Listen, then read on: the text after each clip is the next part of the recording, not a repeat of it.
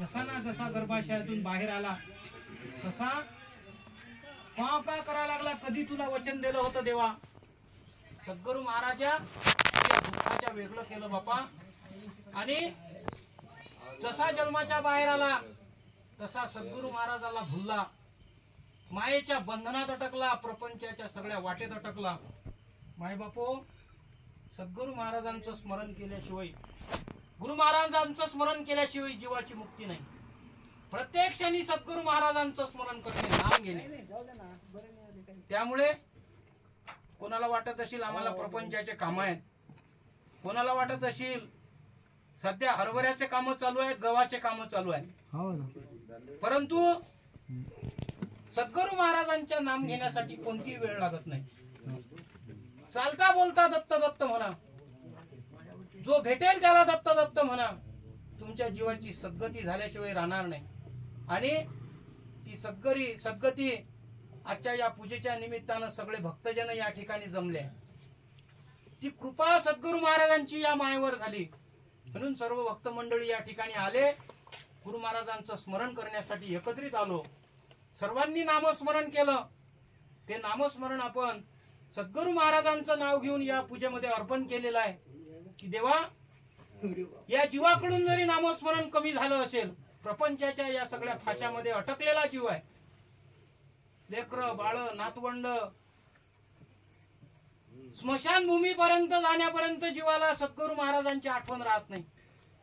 तरी पण जेव्हा या जीवाकडून नामस्मरण कमी झाले असेल तर आम्हा सर्वांची मागणी आहे की या जीवाचं नामस्मरण जरी कमी झालं असेल तर आम्ही नामस्मरण केलं.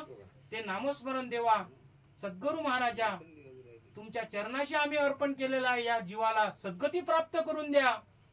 त्याच्या या करता मायबापू आपण सर्व एका ठिकाणी जमलो आणि यामधून बोधात्मक वचन घ्यावं की प्रपंचामध्ये कोणी कोणाचं नाही, कोण कोणाचं आहे, कोणी कोणाचं नाही. मरणाच्या सगळ्या स्मशानभूमीपर्यंत सगळे सोयरे धायरे आहेत. आणि स्मशानभूमीपर्यंत आल्यानंतर त्यानंतर जीवाला एकट्याला जळावं लागते.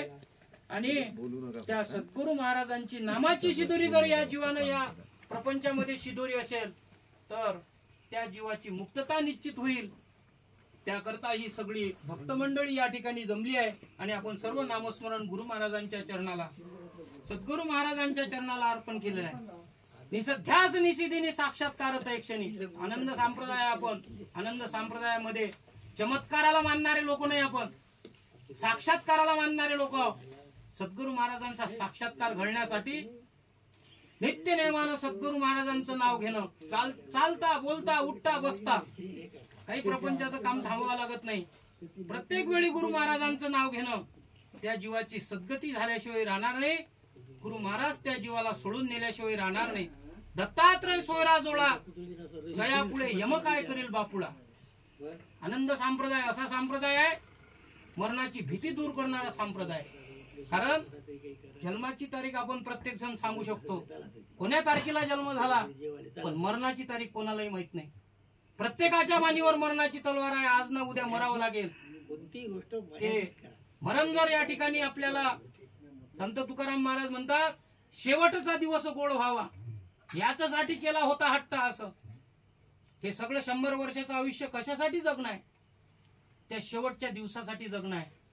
त्या दिवसाला गोड करण्यासाठी सद्गुरू महाराजांचं स्मरण करावं लागेल. गुरु महाराज त्या शेवटच्या दिवशी जीवाची सोडवणूक केल्याशिवाय राहणार नाही. त्या सोडवणुकीकरता आपण या ठिकाणी जमलो आहे. आणि सर्वांनी त्या गुरु महाराजांचं स्मरण करून आपण नामस्मरण गुरु महाराजांच्या चरणी अर्पण केलं. आणि पुढे आता काय होते ते आपण या पोथीच्या या माध्यमातून ऐकू. पूर्ण नामाचा अर्ज सादर केल्यानंतर तो आपण जिथं बसलो असेल तिथून ते आनंदाच्या चरणी अर्पण करावे.